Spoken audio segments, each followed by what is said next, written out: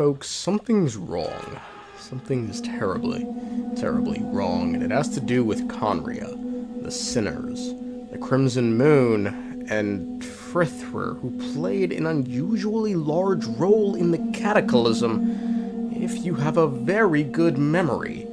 There's also things wrong with the Abyss, regicide, birds, 9/11, the Loch Ness Monster, the Hollow Earth theory, how many pillows you sleep with at night, and losing 50/50s at astronomically high prices. Folks, recently some of you might have seen we pulled for E2 Evernight, and as you might have imagined, it went rather well. Oh, for fuck! In the end, it took not just a piece of my soul, but 400 big ones as well, folks! Don't be like me, I'm a fool. But if I wasn't a fool and used today's sponsor, Lootbar GG, a safe and reliable top-up site that offers a 10% discount for new users as well as an 8% discount for returning users, I instead could have saved $70 and only spent $330. That's nearly another $100 pack in savings. Now we're thinking like a degenerate, or better yet, I could have simply used one of their all-in-one and guaranteed packs that guarantees you enough primogems to pull a character at massively discounted prices. To get a code, all you gotta do is just enter your user ID, as well as your region. Yep, that's it. With the new 6.1 update, you can also top up Chronal Nexuses directly on Lootbar, the same trusted service as Genesis Crystals. Quick, secure, and no hassle. And you guys know what rhymes with the word Lootbar GG? Reliable. Tens of thousands of safe reviews, and even vouched for by other creators. I mean, just look at this list. You know, let's throw out some words we think of when we see these names. Pillars of truth. Reliability. Validity. Yep, that's what I see. So folks, what are we waiting for? Head to the description or pinned comment to use my referral link to unlock even more savings. Really quick before we start, yeah, it's a pretty underwhelming Halloween video, especially compared to the barely intelligible video that was last year's. You, dragons of light, possess wisdom without limits. Your race is both beautiful and intelligent. I believe you will make the right choice. Nibilang, who simply said, "No! I need more drugs and cocaine!" But do you guys care? Do you guys want like an actual dedicated video and it doesn't matter when it comes out? I don't know, man. I feel like, you know, not dropping it on Halloween makes it lose its luster. But if you guys don't care about the release date, because I actually do have an idea for something interesting. I shouldn't have the time. Or, you know what? Christmas. That's perfect. Okay, we can start the video now. Let me pose a question to you guys. Did the sinners obtaining abyssal power cause the cataclysm, or did the cataclysm cause the sinners to obtain abyssal power? I guess it depends on how you define cataclysm and its start point, but I've long been under the assumption that the sinners obtained abyssal power well before the cataclysm due to Dainslef's own words, which state the sinners obtained abyssal power and then did nothing when the cataclysm arose. The five of them craved something more. They could not resist the call of the abyss, and divided among themselves a power that could destroy the world. So they became sinners, but also transcendent beings, each in possession of world-shattering power. And when the cataclysm occurred, not one of them stood up in defense of their nation. Not one came forward to prevent the tragedy, and for that, they shall never have my forgiveness. This makes it sound like the sinners obtaining abyssal power was independent of the cataclysm which came later. Further backing this line of thinking is the rerir of rerir's death. He was said to have disappeared not too long after the cataclysm. I have heard that he disappeared not long after the cataclysm, but when I asked my colleagues where he went, they replied, "Do you really not know?" Why would they say that? The tale of his final fate has it that he fell into the moon's reflection. However, in both these instances, the most recent story patch seems to indicate something different. Take for instance the matter of the sinners obtaining abyssal power in relation to the cataclysm. Following Dain and friends storming the palace, Dainslef and Elegy were fighting the king's guards, while Daughter and Raptatir were disabling security measures around the palace. Meanwhile, Rerir was in the dungeon freeing Frithrir. All of a sudden, a massive energy wave rippled throughout the kingdom. Just then, a strange wave of energy rippled through the city. We had no idea what it could mean. So let's start here. What was this energy wave? Well, given we know the sinners divided the abyssal power within the sibiling, すでに削られていたことを分かっていても Let's start there. Depending on how you interpret the Wings of Fate Course Wind Glider, this energy wave may actually be explained pretty easily. Quote, later the young knight was promoted and the title Twilight Sword bestowed upon him.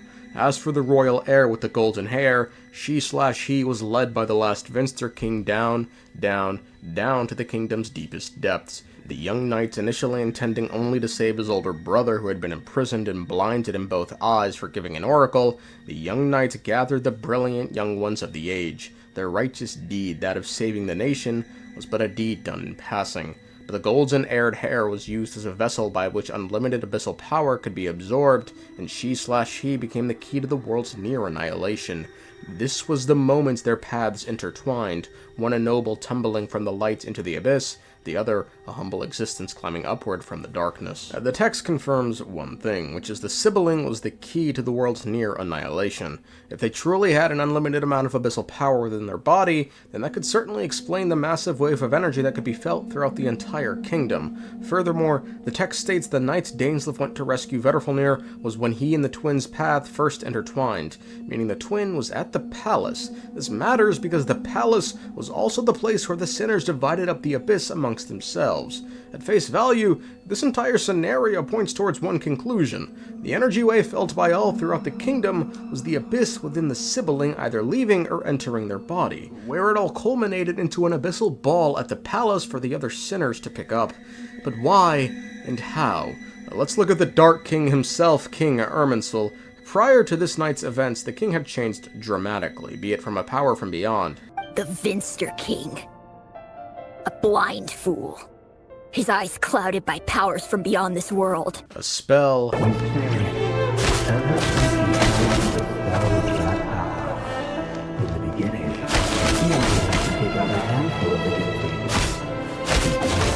Or the sibiling. Ever since that outsider set foot in Khaenri'ah, the Vinster King has sunken deeper into madness. The king was not who he once was and became obsessed with the abyss, but he wasn't just obsessed, he was seemingly paranoid, so much so he had secret mechanisms built around the kingdom. Folks, these mechanisms were bombs. The Universitas. That reminds me of a rumor I once heard. Allegedly, the king installed secret mechanisms in the palace and around the city. No one knows where they are or what kind of power they hold. But if they were ever going to activate, it would probably be on a night like tonight. Help! Help! Hold on! Don't let them anywhere near you! Save me! I can't! Ah! That sounded like an explosion. So, the rumor is true? The king really went through with it. What other means does the king have at his disposal? They must run on power from the abyss. Refusing to listen to reason, even the pillars of Khaenri'ah, his closest confidants, simply told him what he wished to hear and not what he needed to hear. It has nothing to do with trust. It's about what the king wants, which is as clear as day to anyone paying attention. I simply appease him, because it's in the best interests of the Universitas Magistrorum.